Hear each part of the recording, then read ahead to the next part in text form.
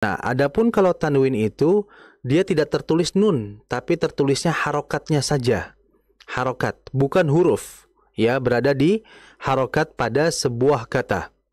Nah, adapun pada poin yang keduanya, yaitu adalah nun mati, dia berada di isim, berada di fiil, dan berada di harf. Itu untuk nun mati. Adapun untuk tanwin, dia hanya berada di akhir isim.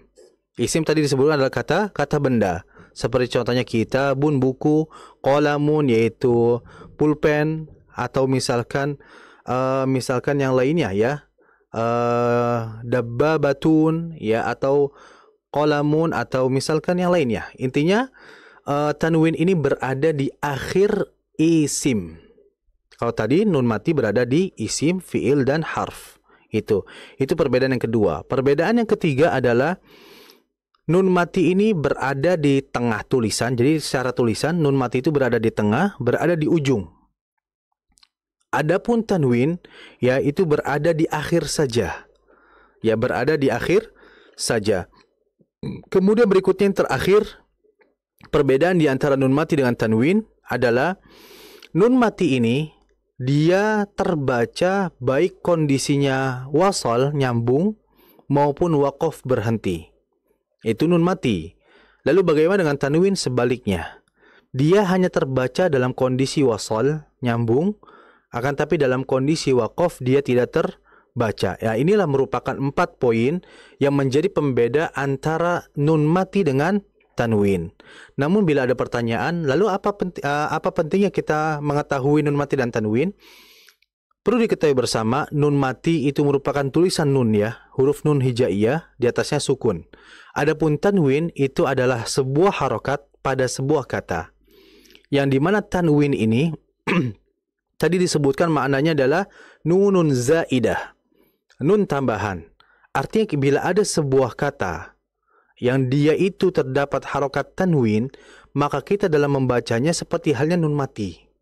Sehingga ketika membaca tanwin, itu kita harus memperhatikan masalah bacaan n-nya, sehingga nun mati di situ. Walaupun tulisannya tanwin, namun secara bacaan seperti nun mati. Sehingga pada kondisi tanwin, kita perhatikan juga masalah sifat-sifatnya, yaitu apa? Dialirkan. Itulah pentingnya kita membahas nun mati dan tanwin. Karena terkadang di antara kita ketika membaca hukum nun mati dan tanwin ini terlalu terburu-buru. Ya. Nah, ketika kita sudah tahu bahwa mempelajari nun mati dan tanwin itu berhubungan dengan aliran, maka ketika ada huruf nun mati atau ada kalimat yang dia itu bertanda tanwin, bertemu huruf hijaiyah yang berjumlah berapa? Huruf hijaiyah kan 29. Tapi dalam pembahasan hukum nun mati dan tanwin ini adalah 28 saja. Karena nun mati nggak mungkin ketemu alif. Karena alif kan mati hurufnya, nggak bisa hidup dia itu. Sehingga cukup 28. Jadi nun mati atau tanwin berjumpa dengan 20 huruf hijaiyah, itu darinya terdapat 4 hukum. Sebagaimana dijelaskan dalam bait nomor 6 ini oleh Syekh Sulaiman Al-Jamzuri. Beliau mengatakan, linnuni intaskun walit tanwini arba'u ahkamin fakhudh tabyini. Beliau menjelaskan bahwa untuk nun mati intaskun walit tanwini dan tanwin arba'u ahkam, terdapat 4 hukum. Fakhudh tabyini. Maksudnya adalah apabila nun mati atau tanwin berjumpa huruf hijaiyah yang berjumlah tadi berapa? 28. Ya, karena satu ini tidak termasuk. Dari perjumpaan 28 huruf tadi terdapat 4 hukum. Ya, fakhudh tabyini. Fakhudh itu, fa itu artinya maka, khudh itu ambillah. Artinya pelajarilah. Tabyini. Tabyin itu artinya penjelasan. Ni-nya itu ya matinya itu kembali kepada saya. Artinya fakhudh tabyini, maka ambillah penjelasanku. Artinya di sini pada bait nomor 6 Syekh Sulaiman memberikan wejangan kepada kita. Kalau kita ingin mengetahui 4 hukum ini, maka perhatikan penjelasan beliau pada bait berikutnya. Ya, sehingga pada bait nomor 6 ini beliau mendahulukan bahwa nun mati atau tanwin ketika bertemu huruf hijaiyah yang berjumlah 28, terdapat 4 hukum di dalamnya harus kita ketahui bersama. Adapun hukumnya insyaallah nanti kita akan jelaskan pada pertemuan berikutnya ya, insyaallah taala, sehingga terus ya pantau agar penjelasan ini terus berlanjut ya, dan insyaallah semoga kita bisa berjumpa kembali.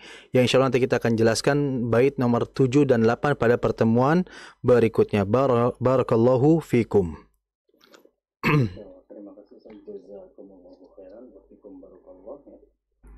Terima kasih jazakumullahu khairan Ustaz atas pembahasan yang terdapat di matan Tuhfatul Atfal ya, di bait yang ke-6 melanjutkan pembahasan yang telah dipaparkan sebelumnya. Secara spesifik tadi dijelaskan tentang perbedaan antara nun sukun dan tanwin ya, dan juga klasifikasi hukum-hukum tajwid yang insyaallah akan lanjutannya akan dipaparkan pada pertemuan selanjutnya Ustaz ya. Betul. Baik, selanjutnya kita berikan kesempatan pada sesi yang kedua nanti ya, buat teman-teman pemirsa dan pendengar radio kita FM yang ingin memperdengarkan bacaan Qur'annya, silakan Anda bisa membaca surat Al-Fatihah yang dikirimkan melalui voice note WhatsApp kami di 0852 10 943 943 ya, atau via telepon nanti Anda bisa hubungi kami di 0231 488 281. Insyaallah bacaan Quran Anda akan dikoreksi oleh Ustaz Fauzi Abu Fasya di sesi yang kedua nanti ya.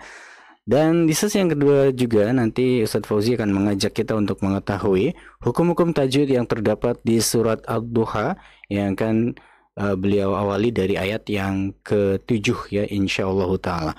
Untuk itu jangan kemana-mana pemirsa dan pendengar radio kita FM, karena insyaallah kami akan kembali setelah beberapa jeda berikut ini. 94,3 FM Kita Radio. Bismillahirrahmanirrahim. Innal hamdalillah ta'ala nahmaduhu wa nasta'inuhu wa nastaghfiruh wa na'udzu billahi min shururi anfusina wa min sayyiati a'malina. Man yahdihillahu fala mudilla lahu wa man yudlil fala hadiya lahu.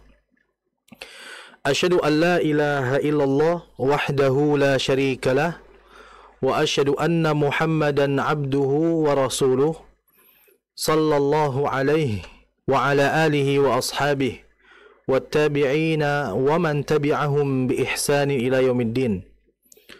Qala Allah subhanahu wa ta'ala, ya ayyuhalladzina amanu taqullaha haqqa tuqatih wa la tamutunna illa wa antum muslimun.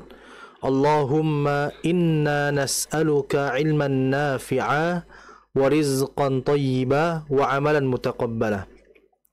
Alhamdulillah pemirsa TV Sunnah dimanapun anda berada, puji dan syukur pada Allah subhanahu wa ta'ala yang telah memberikan kita begitu banyak limpahan nikmat, dan dengan taufiknya Allah subhanahu wa ta'ala mempertemukan kita kembali untuk bisa melanjutkan pembahasan kita di dalam kitab Matan Tuhfatul Atfal yang dikarang oleh Syekh Sulaiman Al-Jamzuri rahimahullahu ta'ala. Dan tak lupa pula salawat dan salam kepada junjungan Nabi besar kita Nabi Muhammad sallallahu alaihi wasallam beserta kepada keluarganya, para sahabat serta pengikutnya yang setia di atas sunnahnya hingga hari kiamat kelak.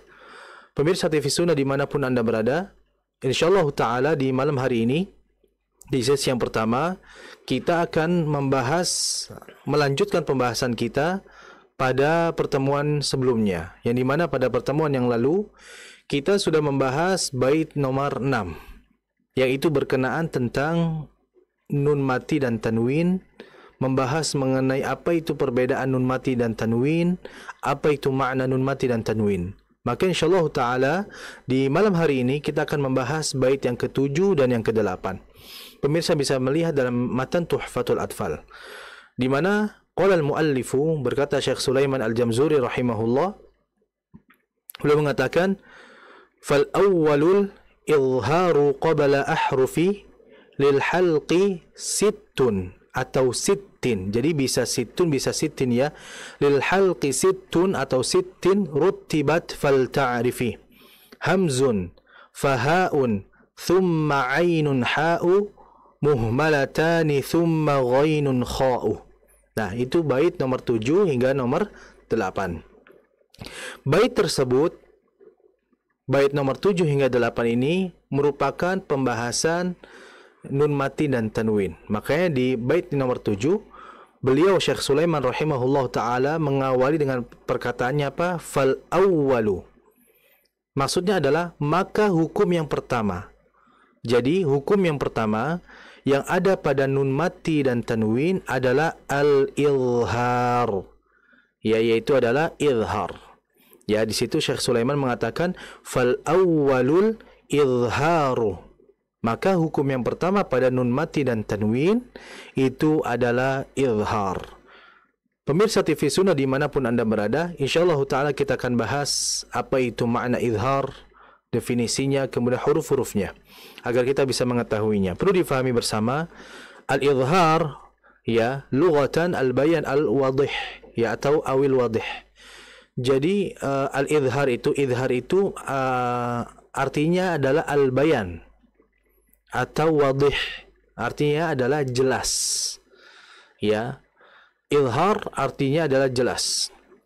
Adapun secara istilah adalah ikhrajul harfil mudhar min makhrajihi bighairi gunnatun aw ziyadatun aw zaidatun.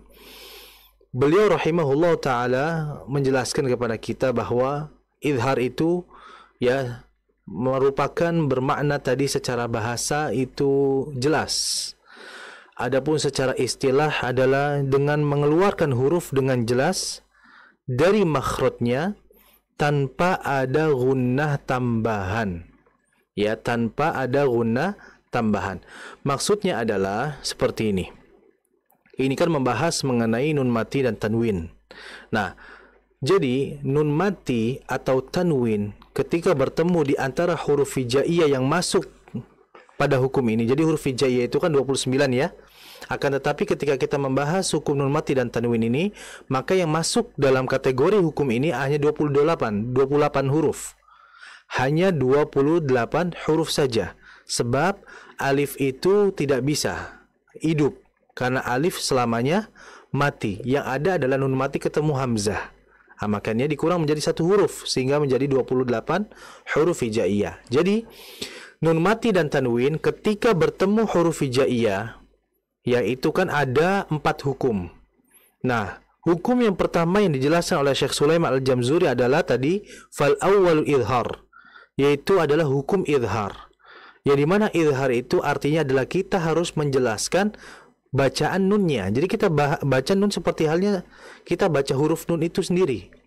Nun, an, ya sudah dijelaskan nunnya. Seperti contohnya misalkan lagi tanwin, maka cukup jelaskan tanwinnya. Seperti contohnya misalkan kita masukkan isim ya, karena tanwin ini hanya pada isim saja. Isim itu adalah kata benda. Contoh misalkan narun hamiyah. Nah, ketika kita membaca run, karena kondisi huruf ra-nya itu adalah tanwin, yaitu dhammatain, maka yang harus kita jelaskan harokatnya. Run, dibaca run. Nah, itu yang dimaksud dengan izhar. Dimaksud dengan menjelaskan bacaan tanwinnya atau nunnya. Bila mana bertemu huruf izhar. Berapa huruf izhar? Lihat di situ Syekh Sulaiman Al-Jamzuri belum mengatakan lil halqi sittun ruttibat fal ta'rifi, di mana huruf yang masuk kategori hukum izhar itu ada sit. Sit itu berapa? 6. Ya. Wahid, ithnain, thalatha, arba, khamsa, sitta. Ada 6 huruf. Ya, jadi 6 huruf ini bila mana sebelumnya ada nun mati atau tanwin, maka nun mati atau tanwinnya harus dibaca jelas. Apa saja 6 huruf ini? Dijelaskan oleh Syekh Sulaiman Al-Jamzuri, rutibat fal ta'rifi. Maka akan diurutkan ya, agar mudah difahami, yaitu hamzun, fahaun, thumma ainun ha'u, muhmalatani, thumma ghainun kha'u. Beliau ini menjelaskannya sesuai dengan urutan makhrajnya. Jadi gini, huruf yang keluar, huruf yang berhukum izhar ini, semua huruf-huruf izhar itu makhrajnya, tempat mengucapkannya itu keluar dari tenggorokan semua. Makanya disebut dengan istilah tadi lil halqi sittun. Dan bagi makhraj yang keluar dari tenggorokan yang berjumlah 6 itu semuanya berhukum idhar. Bila mana sebelumnya ada nun mati atau tanwin. Makanya disebut dengan idhar halqi. Kenapa demikian? Karena semua huruf idhar keluarnya dari tenggorokan. Makanya Syekh Sulaiman rahimahullah ta'ala belum mengurutkan bagian paling bawah dulu. Belum mengatakan hamzun ha'u. Ya, belum mengatakan lil halqi sittun rutibal fal ta'rifi hamzun fahaun. Hamzah dan ha. Kan itu bagian paling bawah tenggorokan ya. Kemudian ainun ha. Kemudian ain dan ha. Kemudian belum mengatakan thumma ghainun kha. Naiknya lagi adalah ghain dan kha. Belum menjelaskan sesuai dengan ya tingkatan makhrajnya. Dan kalau pemirsa masih bingung di situ, belum mengatakan muhmalatan. Di situ beliau kan mengatakan muhmalatani. Muhmalatani ini artinya adalah yang tidak memiliki titik. Maksudnya itu huruf ain sama ha. Ain sama ha itu kan nggak ada titiknya ya. Yang ada titiknya adalah ghain dan kha. Nah, jadi maksud muhmalatan di situ adalah huruf ain dan ha. Ya, barangkali kita nggak paham itu maksudnya apa. Dalam matan ini ada kata muhmalatan. Muhmalatan artinya adalah yang tidak memiliki titik. Itu yang kita pahami bersama. Sehingga huruf idhar ini ada 6 huruf. Jadi apabila nun mati atau tanwin bertemu dengan misalkan hamzah, maka harus dibaca dengan jelas nun matinya atau hamzahnya. Nun matinya atau tanwinnya. Seperti contohnya misalkan nun mati ketemu hamzah. Contohnya man amana. Man amana. Di situ ada nun mati bertemu setelahnya hamzah. Maka kita harus menjelaskan nunnya. Maksudnya jelasin ya sudah baca nun itu sebagaimana tulisannya. Jadi baca man amana. Nah, namun yang kita harus garis bawahi adalah tadi beliau mengatakan adalah di sini di antara istilah makna dari idhar adalah kita menjelaskan huruf itu sesuai dengan hurufnya bi ghairi gunnatun zaidatun, tanpa menambahkan gunnah. Maksudnya adalah nun ini kan tidak bisa lepas dengan istilah namanya gunnah, yaitu huruf yang keluar dari hidung, gunnah ya. Namun gunnah yang ada pada idhar ini kita nggak boleh dizaidah, nggak boleh ditambah, nggak boleh dibaca lama. Tapi yang harus kita perhatikan adalah membacanya dengan sifat yang nun mati, yaitu apa? Tawassuto. Jadi kita harus menjelaskan nunnya alirannya sedang. Contohnya tadi man amana, man amana. Jadi dialirkan, ditahan nunnya sebentar saja. Man amana, tidak boleh man amana, nah itu terlalu cepat. Atau man amana, nah itu terlalu lama. Yang benar adalah pertengahan. Maka disebutkan tadi apa? Gunnatun zaidatun bi ghairi gunnatun zaidatun. Tanpa diberikan guna yang panjang. Ditambahkan, nggak boleh. Jadi ketika kita membaca hukum idhar, kita jelaskan nun mati atau tanwinnya dengan aliran yang sedang. Karena tadi terkadang ada orang yang dia itu terlalu cepat atau terkadang terlalu lama, bahkan memantulkan. Nanti kita akan jelaskan sesuatu. Jadi tadi itu hamzah ya, nun mati ketemu hamzah. Berikutnya misalkan nun mati ketemu ha. Ya, nun mati ketemu ha misalkan contohnya adalah qaumin had atau min had. Misalkan min had atau tahtihal anhar. Nah, itu ada ya nun mati ya. Nah, perhatikan ketika kita membaca nunnya tadi sebagaimana dijelaskan, kita harus mengalirkan tapi alirannya apa? Sedang. Tidak lama-lama. Contohnya tadi min tahtihal anhar. Anhar. Jadi jangan dibaca min tahtihal anhar. Terlalu cepat, atau min tahtihal anhar. Itu terlalu lama. Ya, atau bahkan terkadang ada yang dia itu memantulkan min tahtihal anhar. Itu sering terjadi. Maka di sinilah pentingnya kita harus menjelaskan sifat tawasud pada huruf nun. Jadi tadi hamzah kemudian ha. Berikutnya huruf ain. Ain jangan jauh-jauh dalam surat Al-Fatihah. Siratal ladzina an'a. Nah, siratal ladzina an'amta 'alaihim. Nunnya dialirkan. Siratal ladzina an'amta 'alaihim. Nah, jangan terlalu cepat. Siratal ladzina an'amta 'alaihim, itu terlalu cepat. Atau lama. Siratal ladzina an'amta 'alaihim, itu salah. Apalagi memantulkan. Siratal ladzina an'amta 'alaihim, itu juga salah. Yang benar adalah dengan mengalirkannya sedang. Siratal ladzina an'amta 'alaihim. Seperti itu ya. Jadi nunnya tetap dibaca mengalir sedang. Itu kalau ketemu ain. Kemudian berikutnya ketemu ha. Di antaranya kalau ketemu ha adalah dalam surah Al-Kautsar, inna a'tainakal kautsar fasalli li rabbika wanhar. Nah, di situ ada nun mati ketemu ha. Jadi kita harus mengalirkan nunnya, menjelaskan bacaan nunnya. Fasalli li rabbika wanhar. Wanhar. Jadi tahan dulu. Ditahan sejenak, ya. Tahan sebentar saja. Kemudian misalkan ghain ya. Misalkan ghain ada fasayunghiduna ilaik.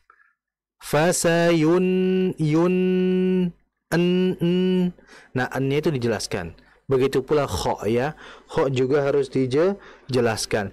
Ini kalau dalam riwayat kita Hafs an Asim di Indonesia ini, maka apabila nun mati ketemu ghain dan kha, maka dibacanya apa? Idhar. Tapi ada beberapa qiraat dari imam qiraat yang dimana ada beberapa ulama qiraat itu memasukkan huruf ghain sama kha ini ke makhraj lisan. Jadi ada beberapa ulama yang memasukkan bahwa huruf ghain sama kha yang kita pelajari saat ini kan keluarnya dari mana? Tenggorokan. Tapi ada ulama yang bernama Imam Abu Ja'far bin Qaqqa ya Al-Madani rahimahullah taala. Beliau merupakan salah satu imam qiraat asyar. Beliau ini memasukkan ghain sama kha ini ke makhraj lisan. Jadi ketika ada nun mati atau tanwin ketemu qaf atau ketemu ghain atau kha, itu dibaca ikhfa. Contohnya tadi misalkan ghain ya, fasayunghiduna. Beliau membacanya apa? Fasayunghiduna ikhfa. Seperti itu. Nah, ini dalam qiraat Imam Abu Ja'far rahimahullahu ta'ala. Adapun kita di Indonesia, di Mekah, Madinah yang menggunakan riwayat Hafs an Asim dari Jauh Syatibiyah, maka kita menggunakan dengan idhar. Ya, nunnya dibaca dengan jelas. Nah, itu yang harus kita perhatikan semua pada masalah hukum idhar ini. Kemudian pemirsa TV Sunnah dimanapun Anda berada, berikutnya adalah kalau kita melihat dalam mushaf Madinah ya, kita di sini melihat dan merujuk dalam mushaf Madinah, itu kalau hukum idhar dalam mushaf Madinah itu di atas nunnya itu pasti ada tanda sukunnya. Ya, karena nanti di beberapa hukum nun mati ada yang tidak ada sukunnya, tanpa ada sukun. Nah, adapun untuk idhar itu ada sukunnya. Adapun berkenaan tentang tanwinnya, harokat tanwinnya, maka untuk huruf tanwin ya pada mushaf Madinah itu fathatain kasrohtainnya sejajar ya, karena nanti kita akan perbandingkan ya, kita bandingkan nanti ada beberapa hukum nun mati dan tanwin, baik itu misalkan ikhfala atau misalkan idgham, itu tanwin kan fathatain kasrohtain domatin ya, itu yang fathatain itu ada yang tidak sejajar, jadi atas sama bawahnya itu enggak sejajar. Nah, adapun untuk idhar itu sejajar. Nah, kadang kita ini kan hanya memahami dari sisi bacaan, tapi dari sisi rosem yaitu penulisan ternyata ada kaidahnya juga loh. Yang kita pun tidak sembarang juga menulis gitu kan. Karena apalagi kita ini di Indonesia juga kita melihat bahwa namanya sukun itu kan bulat. Iya. Nah, kalau kita melihat dalam mushaf Madinah itu tidak bulat. Tapi kata dalam ilmu rosem itu disebutkan bahwa sukun pada mushaf Madinah itu adalah rasul kha. Kepalanya huruf kha. Huruf kha. Nah, kepalanya aja yang diambil. Makanya kalau kita lihat di mushaf Madinah itu ujung dengan ujung tidak rapat dia, tidak ketemu, ada celah. Nah, adapun yang bundar itu namanya sifr. Nah, makanya nanti dalam ilmu tajwid, sifr itu ada dua, ada sifrul mustadir dan ada sifrul mustatil. Kalau sifrul mustadir itu tanda bulat, kalau sifrul mustatil tanda lonjong.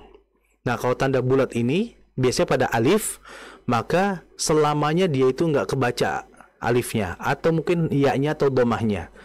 Adapun mustatil dia dibaca dalam kondisi waqaf saja. Kalau dalam kondisi wasal tidak dibaca. Nah, ini mengenai ilmu tajwid ya.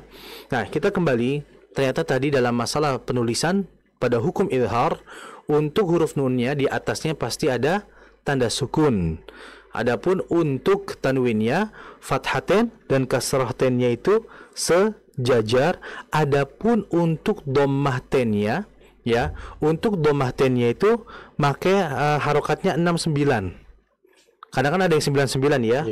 Ada yang 99 dan ada yang 669. Nah, jadi itu yang harus kita perhatikan semua mengenai hukum-hukum pada izhar ini. Nah, karena nanti ada yang 99, ada yang 69. Kalau kita perhatikan, saya di sini melihat contohnya, misalkan pemirsa bisa lihat ya, kita langsung bisa melihat apakah benar ada perbedaan dari sisi harokat domatennya pada beberapa hukum. Ada di sini. Saya akan melihat di situ pada surah Al-Kafirun. Pemirsa bisa lihat di sana antara surat Al-Kafirun di ayat yang keempat itu wala ana abidumma. Bidumma dalnya itu kalau dalam Quran itu gimana? Maka dhammatennya 99 atau 69? Yang mana? Ayat 4. Al-Kafirun. Yang abidun. Bidum. Ya, itu 99. 69. 69. Berarti bukan pakai mushaf Madinah itu. Iya, ini saya Indonesia. Betul. Nah, adapun untuk mushaf Madinah itu 99. Ya, untuk mushaf Madinah itu makanya 99. Nanti ada perbedaan. Pada ikhfa apakah 69 atau tidak? Pada idgham ataukah 99 atau 69. Nah, inilah. Adapun untuk izhar 69, adapun untuk idgham bi ghunna itu 99. Jadi nanti insyaallah kita akan bahas pada hukum berikutnya insyaallah taala ya. Nanti bisa dicek saja pada mushaf Madinah ya. Nanti kita akan lihat ternyata memang terjadi perbedaan di surah Al-Kafirun. Coba dilihat lagi dalam mushaf Madinah. Di situ 99 atau 69? 99. 99. Itu dalam mushaf Madinah, betul. Nah, kalau merujuk dalam mushaf Madinah untuk idgham ya, untuk idgham itu idgham bi ghunna ya, karena bertemu setelahnya apa? Mim. Itu namanya tanwin ketemu mim, namanya idgham bi ghunna. Nah, itu kalau dhammatennya pakai 99. Adapun kalau pakai izhar, maka itu pakai 69. Kita bisa lihat di ayat yang keberapa ya? Di sini tidak ada ya sepertinya untuk dhammahnya. Jadi kalau bisa dilihat di situ intinya adalah untuk harokat dhammah, untuk harokat dhammatain itu untuk izhar itu 69. Ya, adapun untuk tadi idgham bi ghunna yaitu pakai 99. Nanti kita akan jelaskan lah. Kemudian juga bisa dilihat juga mengenai tadi yang sejajar atau tidak sejajar. Tadi kan dijelaskan bahwasanya untuk izhar itu harokat fathatennya atau kasratennya sejajar. Pemirsa bisa lihat dalam surah Al-Falaq ayat yang ketiga, wa min syarri ghasiqin. Nah, harokat kasratennya sejajar atau tidak? Di situ sejajar atau tidak? Sejajar. Nah, adapun kalau misalkan contoh yang lainnya di soal Lahab ayat pertama, lahabiwa sejajar atau tidak? Lahabiwa al-lahab. Tabbat yada. Tabbat masih di awal.